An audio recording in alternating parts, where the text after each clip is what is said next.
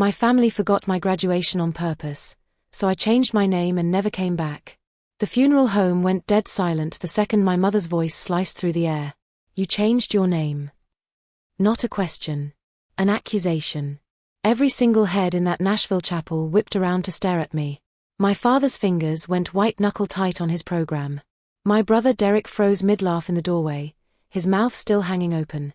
I slid into that second-row pew, the program still warm in my hands, my new name printed there in ink so black it looked intentional. Permanent. The seat next to me, the one with the little card that said reserved for family, stayed empty. Just like it had at every major moment of my life they'd bothered to forget. But sitting there, staring at that vacant space, something clicked into place. They thought today would embarrass me. They thought showing up and catching me off guard would put me back in my place, make me explain myself, make me small again. They had absolutely no clue that their shock, their confusion, their anger, it was all just exposing exactly who they'd always been. I grew up learning how to make myself invisible among people who took up all the air in every room. In our house outside Memphis, volume equaled value, and I never had either.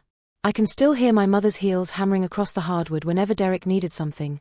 Louder, faster, urgent in ways my needs never registered. My sister Amber always got the gentle voice, the hand on her shoulder, the kind of attention that made time itself seem to slow down just for her. Me? I was the quiet one. The one who did her own laundry at 9, packed her own lunches by 10, learned before middle school that interrupting the conversations flowing around me was pointless. I was background noise in my own family. The first time I really understood the pattern, I was 13. Amber had this school art exhibition, watercolors taped up along the cafeteria walls, nothing special but you'd think she'd painted the Sistine Chapel from how my mother acted. Mom stood right beside her the whole night, smiling at neighbors, smoothing invisible wrinkles from Amber's dress, making sure everyone knew whose daughter this was. I stood in the back corner holding a certificate I'd gotten that same morning, first place in a statewide math competition. Nobody from my family had come to the ceremony. They'd forgotten it was even happening. Mom walked right past me like I was part of the wall. Hold your sister's purse, she said, shoving Amber's bag at me without even looking at my face. I folded that certificate in half and shoved it deep in my jacket pocket. The paper crinkled loud enough that I flinched. Nobody else heard a thing. Fast forward to my high school graduation. They showed up 40 minutes late. The ceremony had already started, names being called, kids walking across the stage. My row of classmates had to stand up and shuffle around while my family loudly searched for seats, disrupting everything. When they finally called Stephanie Morgan, I stood up and scanned the crowd for the 4 faces that were supposed to matter. The family section had exactly 1 empty chair. Mine. Turned out Derek and Amber had gone to some lake party instead, and my parents had hit traffic, though I found out later they'd stopped at Starbucks first. Priorities. I gripped that program so hard the corner ripped clean off. I swallowed the burn in my throat and sat back down real slow, like moving carefully could somehow hide how much it hurt. College wasn't any different. At Vanderbilt, I sent calendar invites weeks in advance for my senior thesis presentation. Amber sent back a heart emoji. Derek left me on read. My parents replied 3 days later with "we'll try," the kind of response that means no without having to say it. They never showed. That night I ate Chinese takeout alone on the library steps, my award still sealed in the envelope they never bothered to open. The older I got, the quieter I became. I learned that pushing back just triggered my mother's favorite line, "Don't be so dramatic, Stephanie." Dad would nod along without looking up from whatever game was on his phone. My complaints got shorter every year until eventually, I just stopped making them. The memory that stuck deepest, the one that lodged itself somewhere under my ribs like a splinter I couldn't reach, was my graduate research symposium at Duke. I'd reserved 6 seats. All 6 stayed empty. I sat there holding my program, creasing and uncreasing the same fold over and over, pretending the hollow space beside me wasn't screaming to everyone in that room that nobody cared enough to show up. My phone buzzed during the presentations. A photo from Derek, him and his buddies at a barbecue, beers in hand, pool in the background. "Wish you were here," he typed. He didn't wish anything. That was the exact moment I understood my place in this family, a quiet shadow at the edge of their lives, tolerated as long as I stayed silent and didn't ask for anything they weren't already planning to give. The shift didn't happen overnight. It built slowly, like water behind a dam I'd been holding back for years. But the day that dam finally cracked started out completely ordinary. 8 months before my dissertation defense, I sent the announcement to my family. Official notice from Duke University, date and time printed in that formal black font university's use. I mailed a physical copy to the house in Memphis, texted the details, posted it in our family group chat. May 15th, 2 p.m., I wrote, "This is it. PhD defense. Please come." Mom replied 6 hours later with "So proud, sweetheart." Amber sent a thumbs up. Derek typed "nice." I told myself that was enough. I told myself a lot of things that turned out to be lies. All through winter and spring, I repeated that date at every Sunday family video call. Mom would nod while scrolling through her phone. Dad would grunt something that might have been agreement. Amber talked about her kids' soccer tournaments. Derek circled back to his new truck, his weekend plans, his fantasy football league. I kept reminding them anyway. 5 months out. 3 months. 6 weeks. 2 weeks. Every reminder felt like knocking on a door nobody planned to open. Then in March, Derek posted his invitation on Facebook, Spring Blowout Pool Party. The graphic was obnoxious, beer bottles and pool floats, and that date in huge letters, May 15th, 1:00 p.m. whenever. I stared at my phone screen until my vision blurred. When I called him, he sounded genuinely confused, like I was the one being unreasonable. "What time's your thing again?" he asked, like he hadn't heard it 20 times. 2 o'clock, I said, my voice flat. "People can do both," he said, like it was obvious. "Just swing by after." Duke was an hour and a half from his place. He knew that. He just didn't care. I called Mom next. She actually laughed. "Honey, don't be dramatic. We'll figure something out." But I felt it then, settling into my bones like cold water, that quiet, sinking certainty. They weren't confused. They weren't even particularly busy. They'd simply chosen something else. Someone else. The way they always had. The final confirmation came the day before my defense. Mom answered over loud music and voices, that thin distracted tone she always used with me. "I'm at Derek's helping set up," she said. "Total chaos here, it's gonna be great." "And tomorrow?" I asked. 2 o'clock. My defense. "Right, yes, we'll be there," she said, already half focused on something else. "Amber's bringing her famous banana pudding." She hung up before I could respond. The next afternoon, standing in the hallway outside Harper Hall, my phone buzzed. "Where are you?" Mom's text said, "We're all at Derek's. Pool's perfect. Where'd you go?" I didn't answer right away. I let that silence stretch out, heavy and final. And in that silence, something inside me locked into place. I didn't cry in that hallway. I didn't call anyone back. I didn't explain anything to anyone. I gathered my notes, walked into that auditorium, and defended 8 years of research to a room that was missing 5 faces that should have been there. When it was over, when "Congratulations, Dr. Stephanie Morgan" echoed through the chamber, I felt nothing but this deep, familiar ache that had become so constant it barely registered anymore.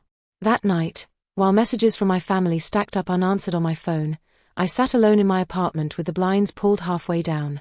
The desk lamp cast this pale light across the table, washing over piles of research papers, my laptop, and the program from the ceremony. I smoothed out the crease down the middle one last time. Then I opened my laptop and created a folder. I titled it New Start. No emotions, no hesitation. Just a folder, and the first step toward a life they'd no longer have any access to. I started with the practical stuff. Downloaded the name change petition from the county website, printed it out. The printer's hum in that quiet apartment felt strangely calming, like the sound of something finally moving forward. Instructions, required documents, identification guidelines. I highlighted each section with steady strokes. My hand didn't shake once. Next came financial accounts. I logged into every single one, updating contact information, saving statements into folders labeled by category. I built 2 spreadsheets, one listing every account tied to my old name, another mapping exactly how each one would transition to the new one. This wasn't revenge. This was order, structure, control. By midnight, that folder contained more organization than my family had shown me in 28 years. I woke up early the next morning. The air was cool, sunlight cutting sharp through the blinds. I made coffee, watching the steam rise in slow spirals while I reviewed the petition one final time. Then I changed into proper clothes, navy blouse, pressed black pants, hair pulled back neat, and drove to the county courthouse. The building rose up pale and imposing against a cloudless sky. Inside, the clerk slid a thick stack of forms across the counter. "Fill these out completely," she said. I nodded, found a seat by the window, and began. Line by line, signature by signature. My new name, Stephanie Crawford, settled into each blank space like it had been waiting there all along. When I handed the documents back, the clerk stamped the top page. That sound, sharp and final, felt like a door closing. "Processing takes about 4 weeks," she said. "That's fine," I replied. Outside, the sunlight felt different somehow. Clearer. Less like something I had to earn. The next phase took days of quiet, methodical work. Changed my email first, created a completely new address with no connection to my family. Transferred all my research files to a new cloud account, then deleted the old one entirely. Archived messages from colleagues, mentors, friends. The only thing I kept was one small folder labeled Gran, filled with photos and birthday cards from my grandmother, the one person in that family who'd ever really seen me. Her handwriting had always looked so sure, even when mine used to tremble. By the end of that week, my entire digital life no longer contained the name Morgan. Then came the physical transition. I packed up my apartment, books stacked in neat rows, clothes folded and labeled, picture frames wrapped in paper and turned face down. The night before the movers came, I stood in the center of my empty living room listening to the hum of the refrigerator, the buzz of the streetlight outside. My phone kept lighting up every few minutes. Calls, texts, voicemails, all these desperate attempts to grab onto something they'd never actually held in the first place. I didn't answer a single one. When the moving truck pulled away, carrying everything I owned toward Seattle, I locked that apartment door and rested my palm against the cool metal for just a moment. Not out of sentiment. Just stillness. The drive west took 3 days. Long stretches of highway, muted radio, rest stops with flickering fluorescent lights. I only stopped for gas and coffee. Every mile felt like watching threads dissolve, those thin, frayed connections falling away behind me like dust. Seattle greeted me with gray skies and a light mist that felt like breathing. A city where silence wasn't punishment, just existence. My new apartment was small but bright, with a narrow balcony overlooking a tree-lined street. I set my boxes by the window and opened the one labeled Work First. Research papers, notebooks, one photo of me and Gran at my college graduation dinner. I pinned it above my desk. The next morning, I walked into the environmental engineering firm that had offered me a position 3 months earlier. The receptionist smiled warmly. My new colleagues introduced themselves one by one, shaking my hand, asking about my research. Nobody asked about my family. Nobody compared me to siblings I was supposed to live up to or live down from.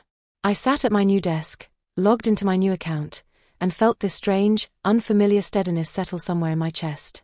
In the evenings, I continued the quiet work. Changed my driver's license.